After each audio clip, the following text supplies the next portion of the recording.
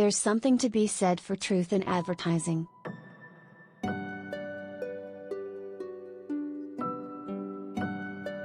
The title of Mrs. Harris Goes to Paris promises that the eponymous London cleaning lady, played by Lesley Manville, will travel to the City of Lights, and wouldn't you know it, that's exactly what happens.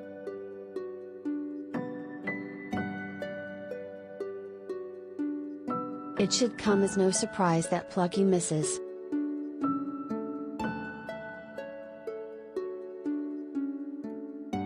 Harris finds friendship, excitement, and the gown of her dreams along the way. It's not like she was going to walk into the plot of Nocturama, but in this case these feel-good conventions are a virtue.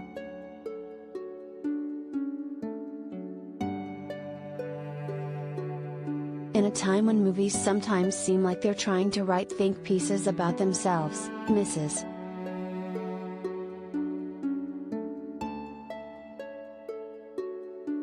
Harris' straightforward, uncomplicated nature stands out, and that's part of the reason why it's been so warmly received by critics.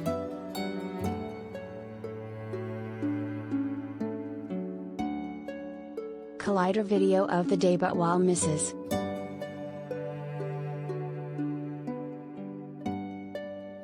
Harris is an easy movie to like, it's harder to praise it without sounding condescending.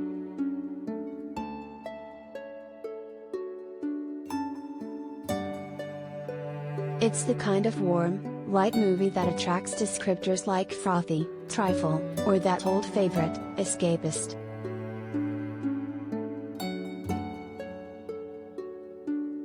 And to be sure, there's absolutely an element of escapism at play here.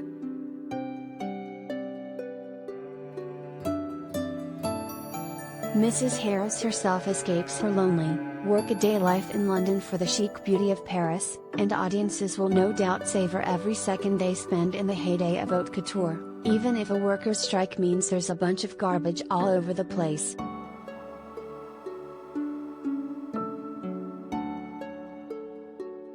Still, Mrs. Harris Goes to Paris is more substantial than the average giddy sightseeing tour.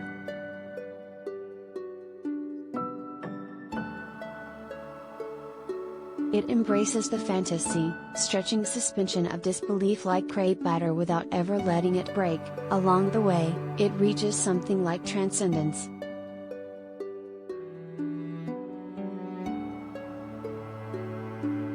It's worth looking at what this movie could have been, if the creators weren't careful and weren't willing to go the extra mile for talent like Manville and Isabelle Huppert.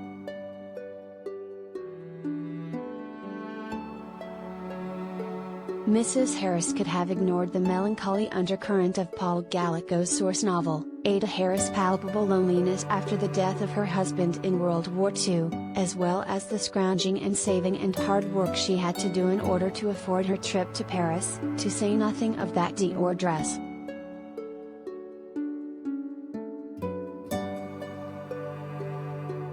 It could have just been a frivolous celebration of frocks and champagne, another piece of "Oh la la gallic kitsch," in other words, Emily in Paris for the best exotic marigold hotel set.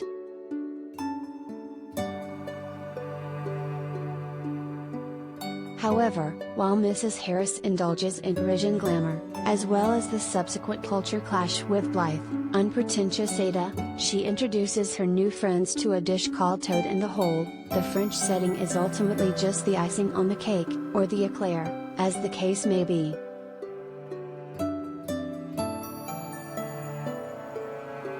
Ada's quest for a Dior gown does provide some class commentary, raising the question of why some people are seen as inherently more worthy of finery than others.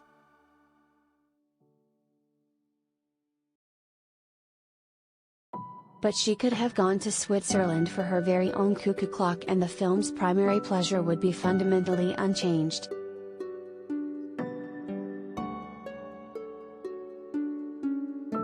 The important thing isn't what Mrs.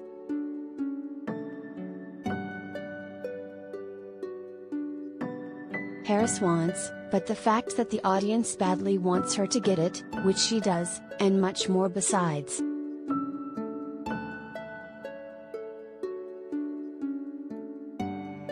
On paper, Mrs. Harris appears to be dealing from a stacked deck.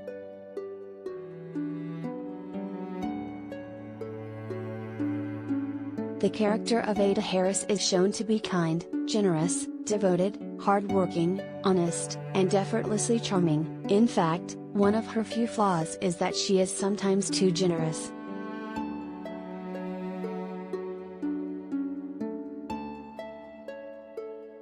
Upon arriving in France, she charms her way into a Dior fashion show, helps modernize the company, and becomes a working-class hero to the company's team of young seamstresses.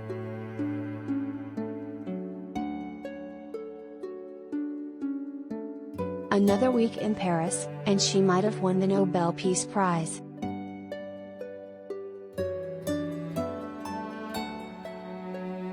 In addition, fate seems to be as enamored with Mrs.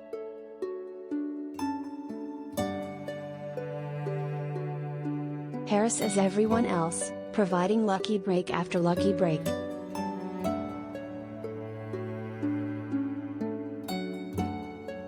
She wins big on a sports bet, and after losing another ends up receiving 3 different windfalls at once.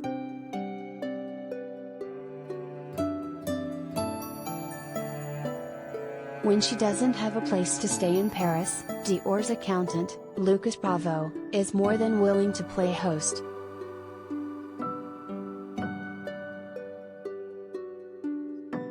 The lone Paris holdout, snooty Dior director Claudine Colbert, who happens to have a husband who was badly injured during World War II, allowing Mrs.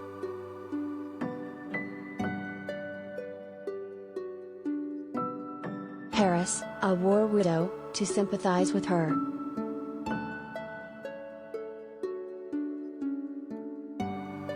The list goes on. And yet, none of this is a bad thing. On the contrary, it's a major reason why Mrs.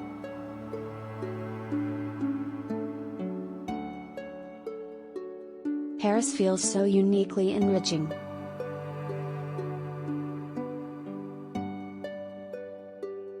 Lesley Manville, in fine form as always, plays Ada with winning optimism, but she also plays her as someone who has long ago accepted that good things happen to other people.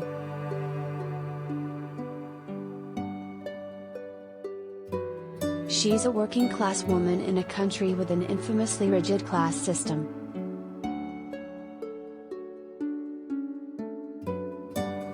Her husband has been dead for years, which she only recently received closure for.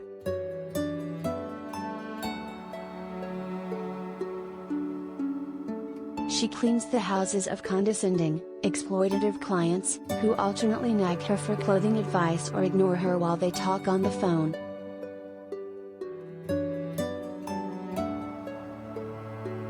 She appears to have only 2 close friends, fellow cleaner Vi, Ellen Thomas, and pub owner Archie, Jason Isaacs.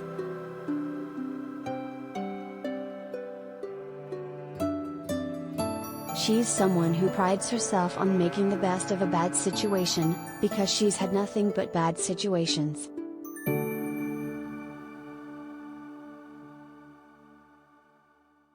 When her luck turns around, Manville captures Ada's awestruck disbelief, as when she wins her first bet. When her luck seems to go sour, she's resigned and gloomy.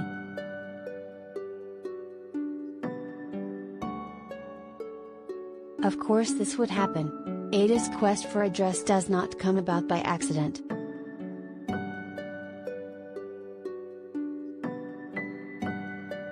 It involves a lot of luck, certainly, but it also involves planning, scrupulous budgeting, and lots of hard work, dusting tables, mending skirts, networking.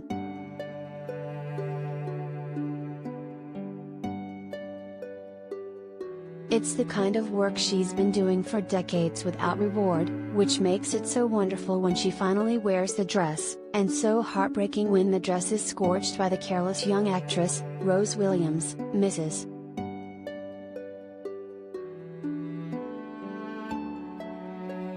Harris lends it too.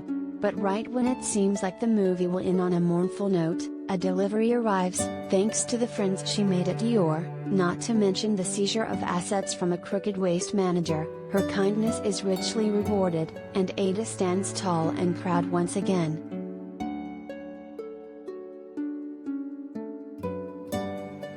That heartwarming scene, where Mrs.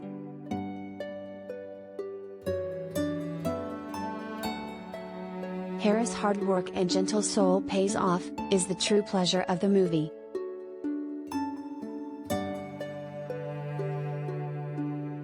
It's fun to watch Ada gallivant through Paris sipping wine and watching the can-can, but what makes it a truly lovely experience is the joy of seeing a good person hit the karmic jackpot.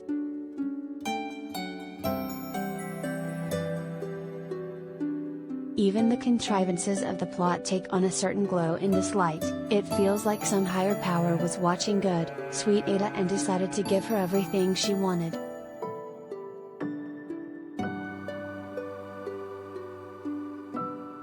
And who wouldn't?